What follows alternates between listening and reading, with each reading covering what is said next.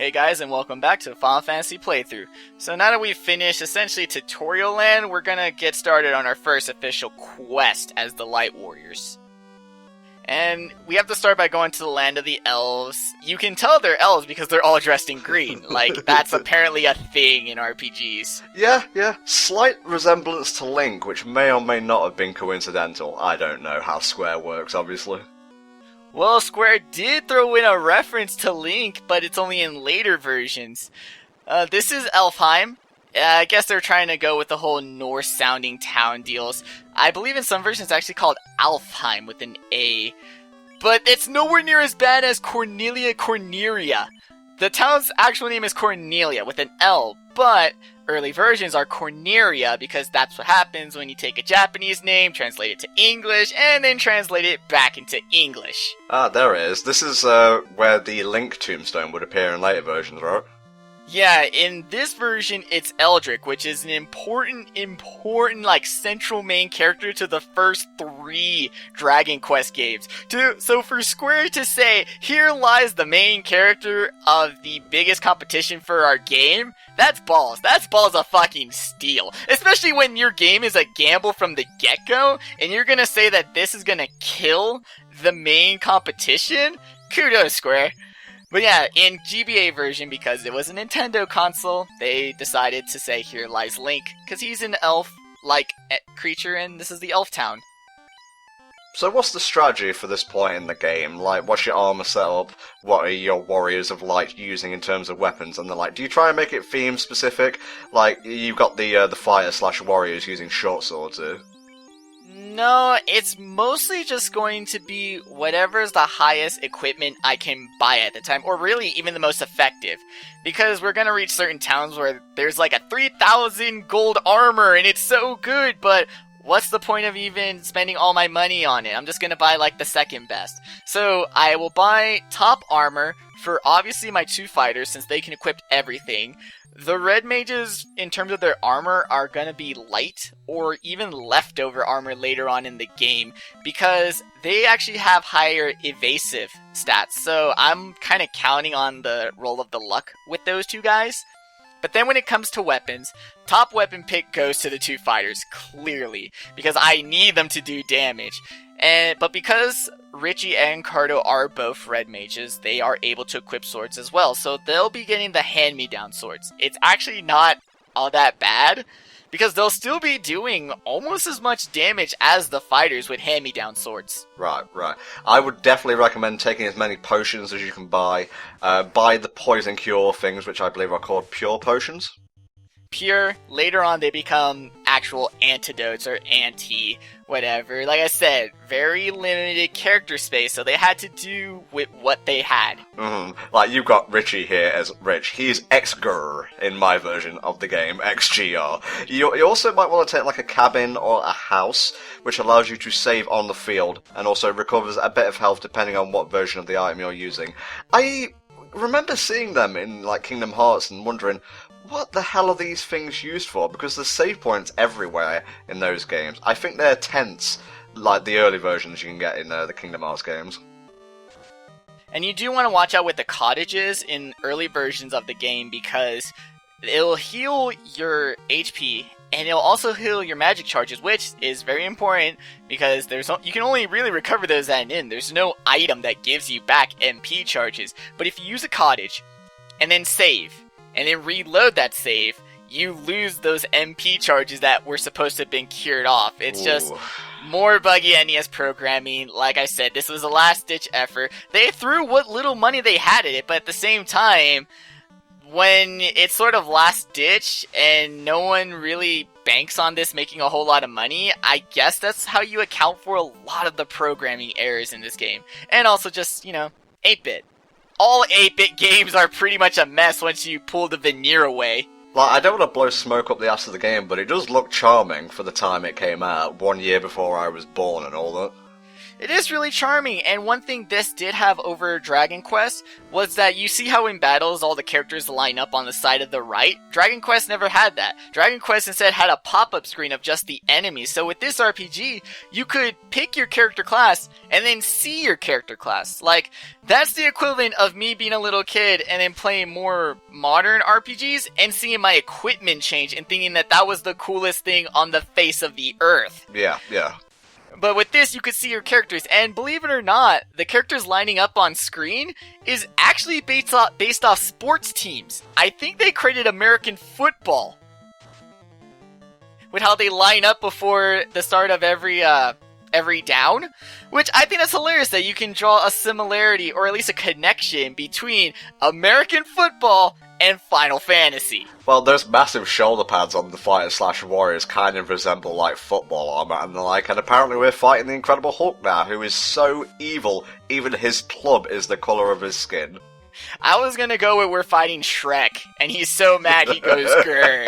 The grr ogre. Yeah, grr ogre. There's also like grr wolves, like hither and thither, so you're gonna want to look at. And oh my god, I had such an ordeal in this place. Look forward to fighting like ghouls, geist, things that can poison you like scorpions, and just get used to status effects, basically. Have fun dealing with that shit.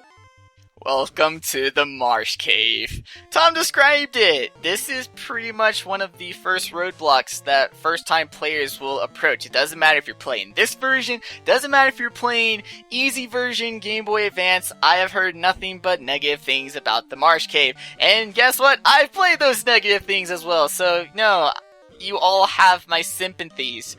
But there are ways to bypass it. Like Tom said, buy antidotes. They are very, very important. You also want to make sure you have healing spells, healing items. It's an ordeal, but it's what I like about Final Fantasy, which, like I said, based off early dungeon crawlers, if any of you have played a D&D campaign, right before you go into a dungeon, that day is probably dedicated to everyone gathering all of their equipment and preparing. You're supposed to prepare for this ordeal. You're not supposed to just walk through it like following the story like more modern RPGs. You're supposed to see the roadblock, see the ordeal that is the Marsh Cave, calm down, slow down, prepare for it. Then you tackle it, which I know is sort of outside the mindset of what modern gamers feel or even consider when they're playing RPGs, but think of it similar to like the Dark Souls or the other Souls games where, you know, right before you take on a quest or whatever, you gotta prepare for it.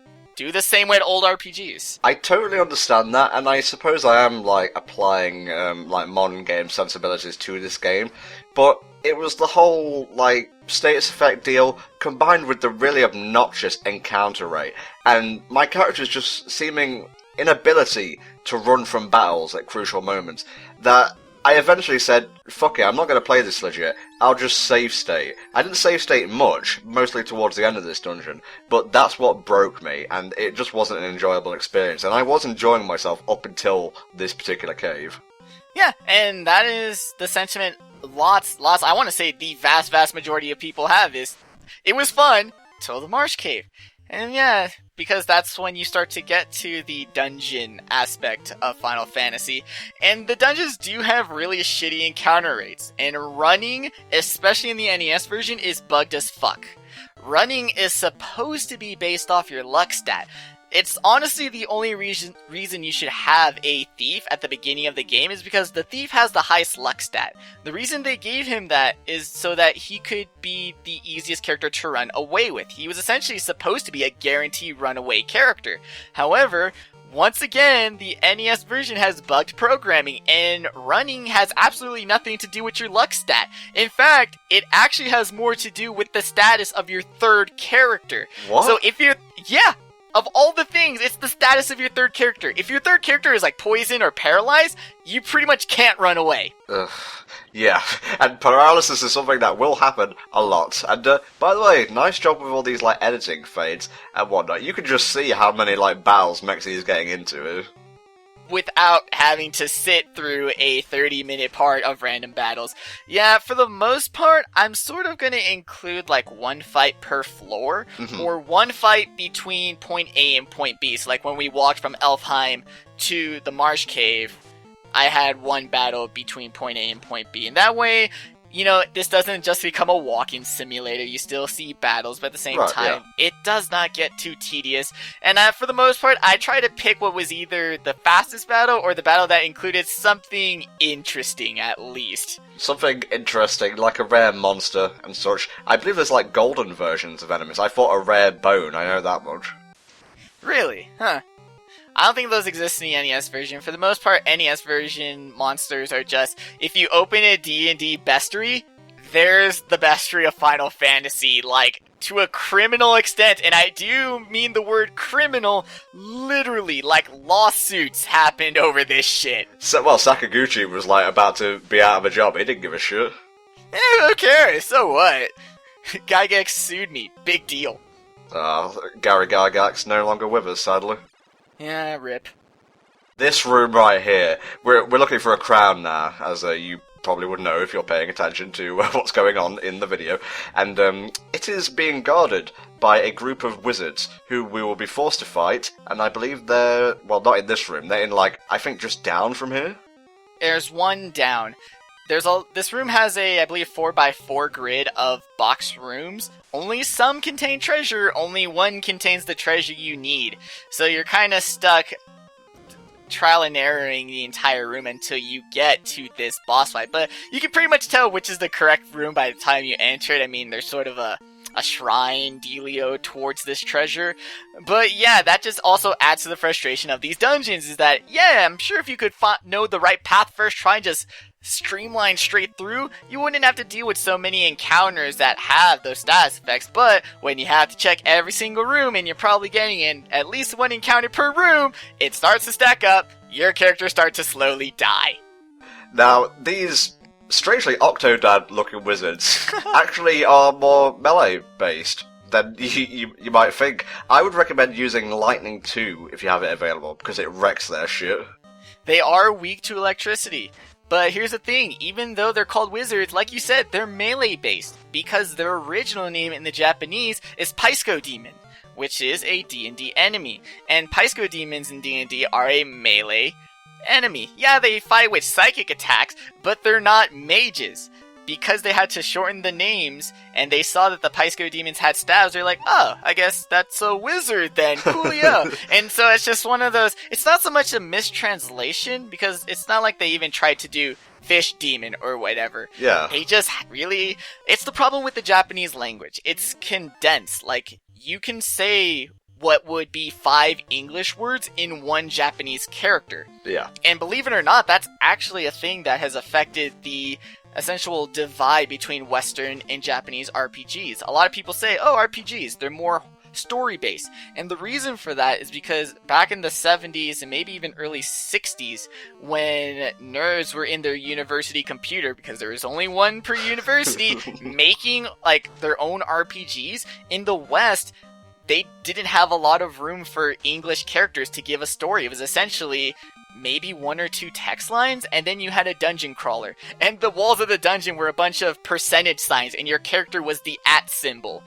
Meanwhile, in Japan, because the language is condensed, they were able to type in more language because their language is more condensed. So they could probably put about a paragraph's worth of information in what would be like a line of English. So from there, they were able to develop more story early on in the birth of their genre, whereas the Western RPG, we had to wait until memory caught up to us to get more story in our RPGs. Right. I should have probably mentioned this earlier, but Professor Talks a lot over there was going on about the history of the RPG genre in general. But remember to take the crown from the chest. Don't like walk away and then be like, oh, I forgot, and try and go back to it, because you'll have to fight the wizards again. It's a spiked tile, and it's a mechanic that will be throughout this game. Some of the sequels, I think it even goes all the way up until some of the 3D games. But yeah, just because you beat the boss, the game doesn't save that status. These fucking things right here. The Geist? Yeah, the Geists and the Ghouls, and God help you if you come across a pack of about 7 of them in the Marsh Cave. it's an ordeal, especially when all your characters are paralyzed and then the poison ends up doing more damage than the enemies themselves. Like, what the actual fuck? Why? Why are you doing this to me, game? Alright, let's go take this crown back. You may want to, like, visit the inn back in the previous town before you, do this. I'm not saying why. You know, it's not like there's a boss coming or anything. Why would you ask that? Ah, we already talked to him. He was a very nice, if not forceful, king who merely needed his crown back, and we are delivering it to him. Why he couldn't do it himself is beyond me, but probably has to do with the fact he has no subjects. Oh, son of a bitch. Yeah, bait and switch. Oh, Astos. I was warned about this guy. He has a really nasty, like, bit of magic called rub, which, if you know the term to rub out, you can probably guess what it's going to do to one of your party members. So just try and wail on him as much as you can before he starts, like, setting off magic and the like.